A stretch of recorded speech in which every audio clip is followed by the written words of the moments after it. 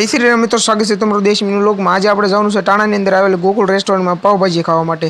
તો આપણે નીકળી ગયા છીએ અને વરસાદ છે એટલા માટે જો થોડુંક તમને ભીનું દેખાતું હોય છે। તો આ છે અમારે શેરીને જો હું એકલો હાલ્યો જાઉં છું, તો આપણે ગાડીમાં બેસવાનું છે। તો જો અત્યારે વરસાદનો ગારો થઈ ગયો છે ને આ ટાઈપનું છે, બધું આવી ગયો છે ગામમાં થોડુંક હતું। તો હવે આપણે ગાડીમાં બેસી ગયા છીએ અને જો રસ્તે પણ અત્યારે ભીના થઈ ગયા છે, કારણ કે વરસાદ બહુ છે એટલા માટે। તો બહુ વરસાદ તો અત્યારે આવે છે પણ આપણે જવાનું છે એટલે જવાનું જ છે। તો જો હું ગાડીમાં બેસો છું અને આપણા ઉપર ગાડી આકે છે। જો આ પેટ્રોલ પંપ આવી ગયું છે, હું તમને ડાયરેક્ટ જઈને તમને દેખાડું।